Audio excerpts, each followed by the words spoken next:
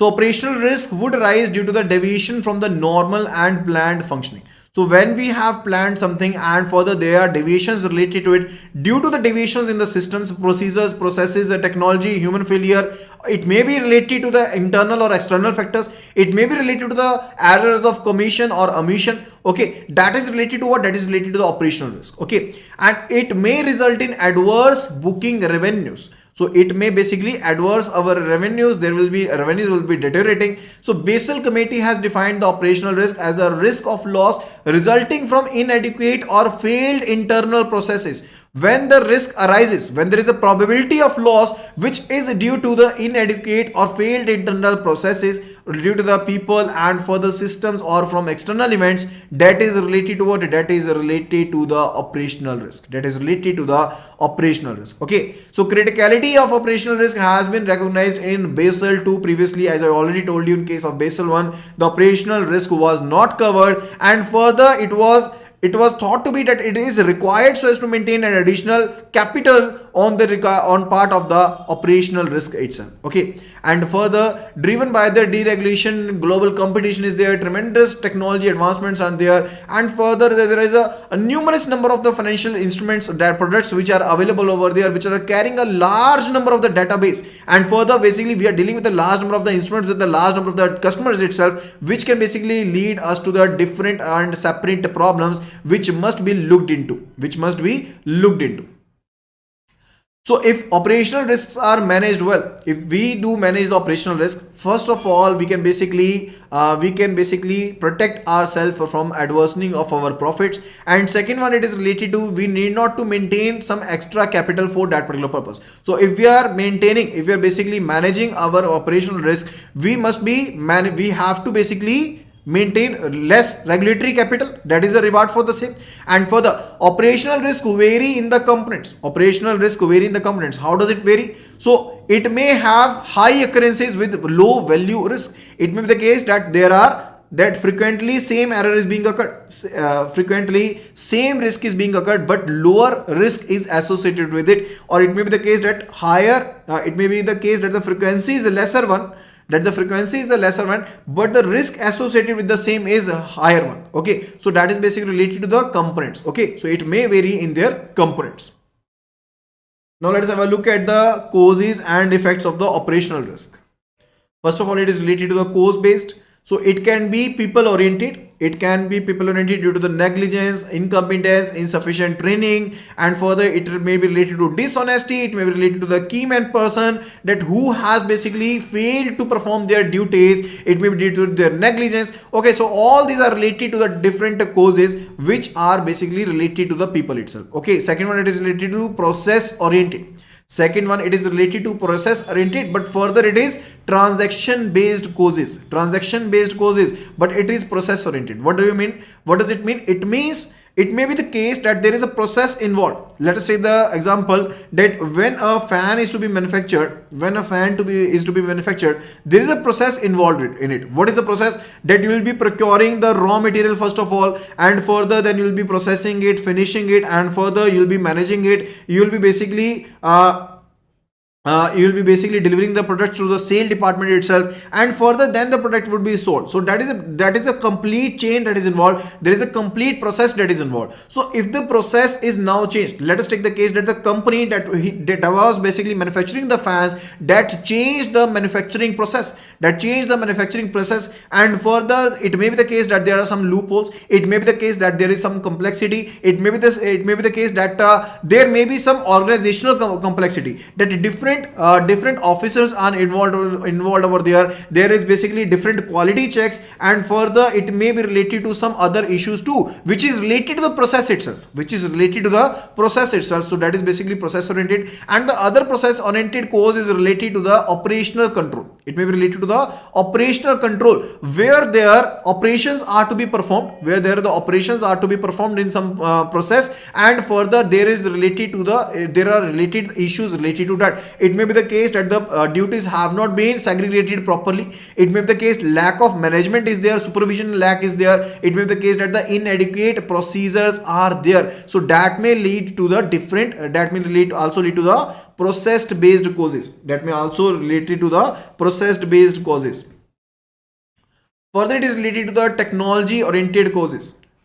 Thirdly, it is related to the technology oriented causes. So it may be the case that you are basically you are using the technology, but there are issues related to the technology itself. It may be the cause related to that your computer system is not working. It may be related to the automation errors. It may be related to the complexity. It may be related to the errors in the software itself. It may be related to the poor design, development issues, or testing related issues. So whatsoever, if it is related to the technology, it is covered under the technology related issues. And it may also be related to the external causes, which are not due to internal factors, but it is related to the external factors. Okay, it may be the case of natural disasters, operational failures due to the third party, deterioration, social or political context. So all it is related to the causes. Okay, so we have learned about the causes. It may be people based causes, it may be the process based causes, where we have covered for the two categories. It was related to transactional based and further the operation based, and then it was related to the technology based, and further the fifth one, it was related to the external factors, okay, or external causes. And then it is related to the effects. It is related to the effect based operational risk. It is related to effect based operational risk. So effect based operational risk means that where we are having the legal liability, where there the regulatory compliances were to be maintained and you were failed to do so. And further, it may be the case that taxation penalties have been imposed on you. It may be the case loss or damage to the assets. It may be the case due to the restitution. It may be the case due to the restitution. That is, money is paid in a breach of a contract, where you have not fulfilled the contract, you have breached a contract. It may be the case the money has to be paid. That is also operational risk. And it may be the case due to the loss of recourse, so sometimes when you basically participate with some counterparty, in case it may be the case that the risk is associated with you on a recourse basis, that if this particular transaction is failed, let us take the case that you have endorsed an instrument to person B, and further B has endorsed that instrument to person C, and now this particular case C presented the instrument and it got dishonored. And now in this particular case, we can thought of person B over here who has endorsed the instrument to person C. In that particular case, a liability is arising on person B and also on person A. It is also arising on person A, because the person B can also sue the person A, because the instrument that was issued by the person A was failed to be honored. In that particular case, that is related to the loss of recourse. Okay, and also it may be related to the write downs. Okay, so these are effect based. Further, it is related to the event type. Further, there are many events where the operational risk may occur, so it is related to the event type. So first of all, it is related to the internal frauds. So there can be any kind of the frauds where at least one internal party is involved, one internal party is involved, one employee, one officer, one managerial person is involved, and the operational loss is related to that. And external fraud is related to where the internal persons are not involved, but it is due to some third party. Where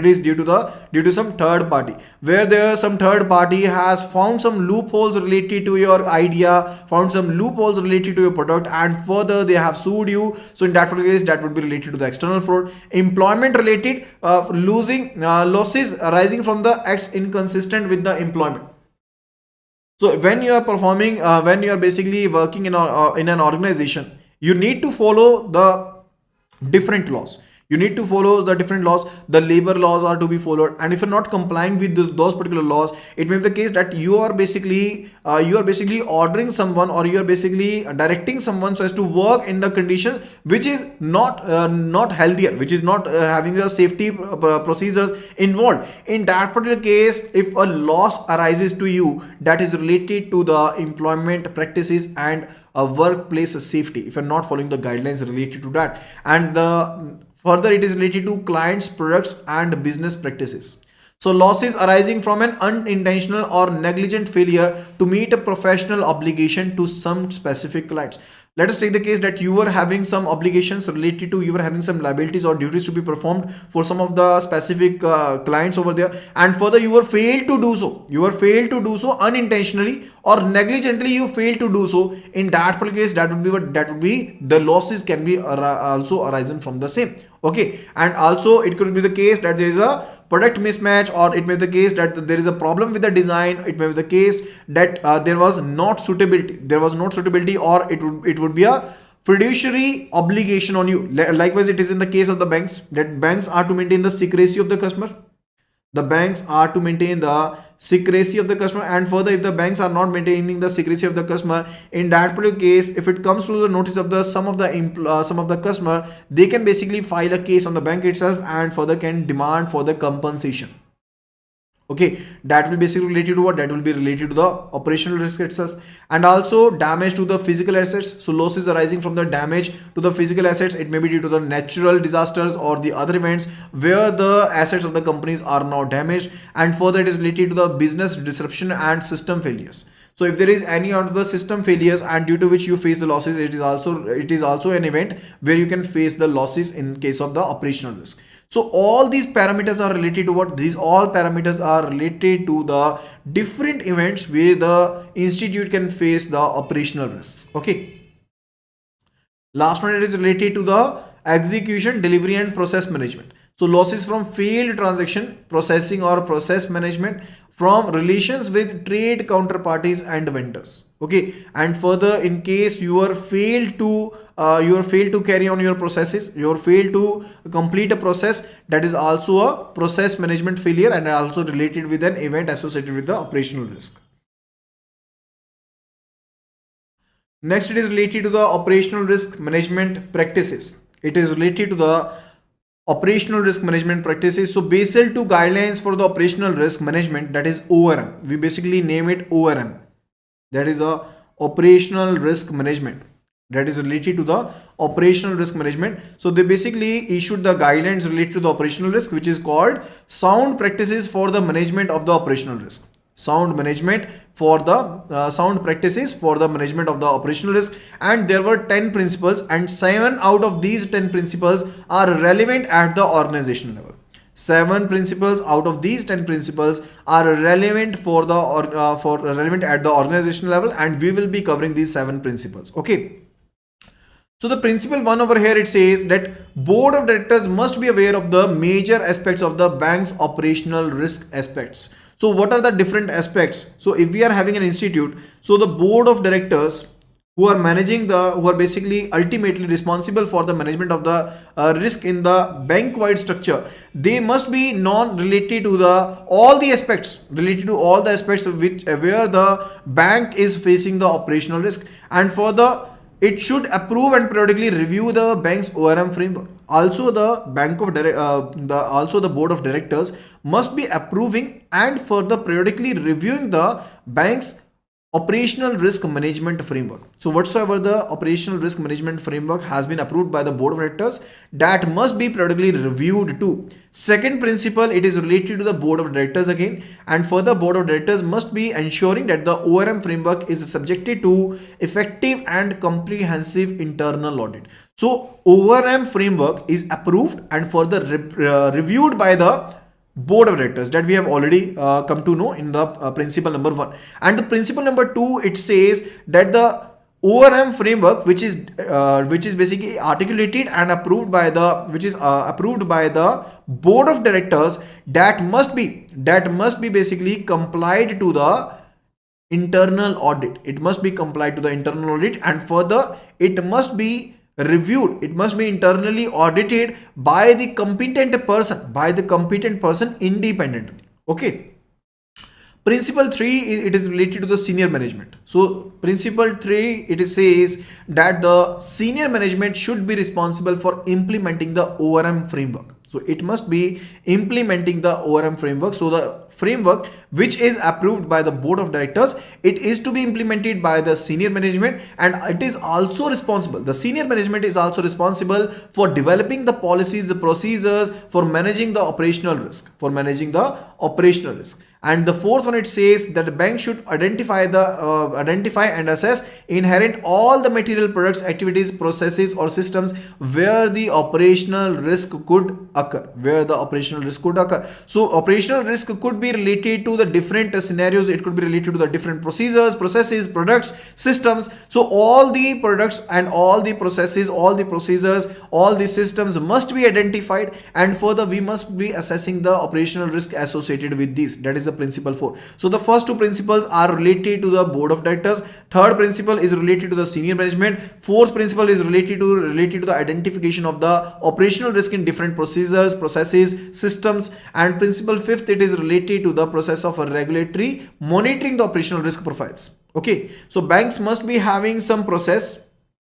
So as to regularly monitoring the operational risk profile. So whatsoever the systems, procedures, processes you have basically found out where the operational risk is there, you must be regularly monitoring the risk profiles related to those. Okay.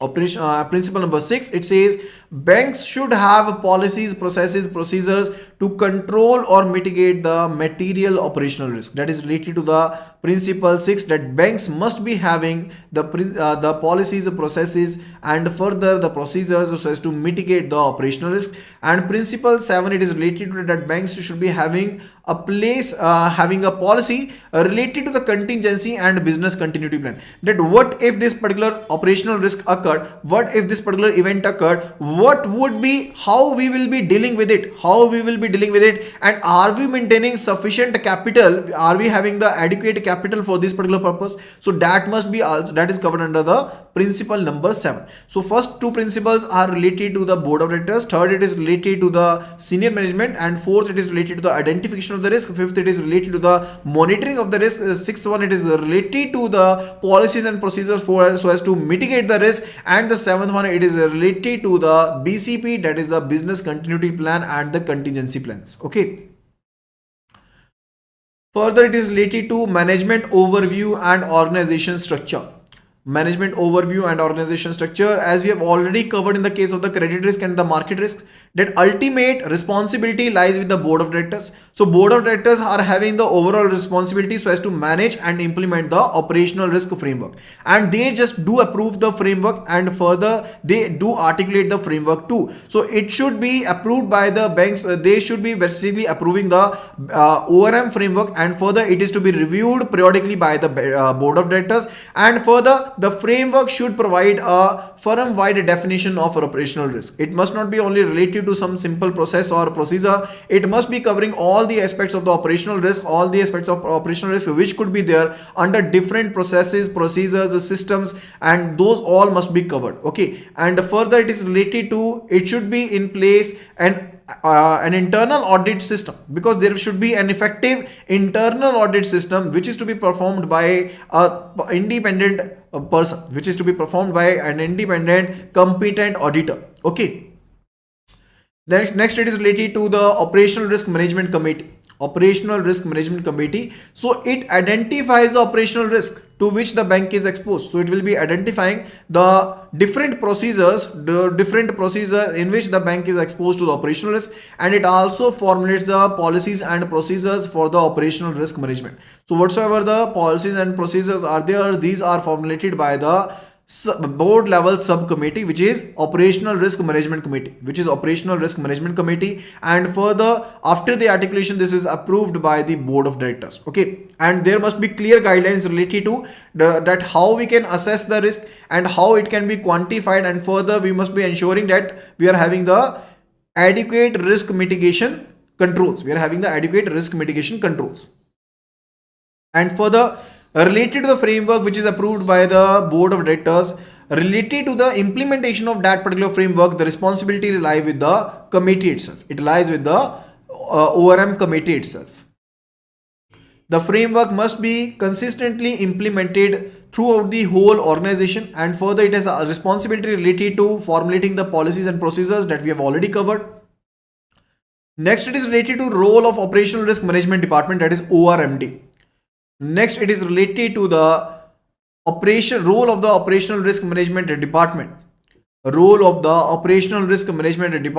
ORMD. It is a nodal department. So ORMD is what? ORMD is the nodal department for identifying and managing and quantifying the operational risk. So ORMD, that is the operational risk management department, is a nodal department. That is it is an independent department that will be identifying, that will be managing and quantifying the operational risk, and further it will be identifying all the risk, it will be assessing all the risk which are associated with the different products, systems, processes, activities, and further it ensure that the new products, any of the new activities which is basically in the new product or activity or the system which are introduced, the operational risk is inherited in those items too. They must be having the operational risk associated with these two. Okay, and further those must also be looked into, and further there must be adequate assessment procedures so as to quantify, so as to measure the measure the associated operational risk with these new products, systems, activities, procedures introduced. Okay, related to the risk profiles, ORMD is responsible to implement the processes to regularly monitor the operational risk profiles. So ORMD is having the responsibility related to processes to regulatory monitoring the operational risk profiles. So if we looked at the committee level, it is basically responsibility so as to apply the framework, so as to basically formulate the policies and procedures. And if we look at the ORMD, it is works as a nodal department. It works as a nodal department, and the responsibility is related to identification and quantification. Identification and quantification related to the existing products and also related to the new products, related to the existing products and also related to the new products. Okay, and risk profiling is also related to a task related to ORMD, where there it will be regularly reviewing the risk profiles of different products, processes, activities, procedures. Okay, and further to regularly report information to senior management and the board of directors that supports the proactive management of OR, and it will be reporting the information to the senior management and the board of directors. Further, it is related to internal audit and business function. So roles and responsibilities relating to the internal audit and business functions in the operational risk should be clearly defined. So how it must be internally audited and what are the different of the functions that must be looked into, and further it should include comprehensive audit. Comprehensive audit must be there of the ORM framework so as to what is the effectiveness of the ORM framework. And further it should be operationally independent. It should not be dependent on any of the operational risk management departments. Okay, and that would be related to it, and that would be all related to today's video.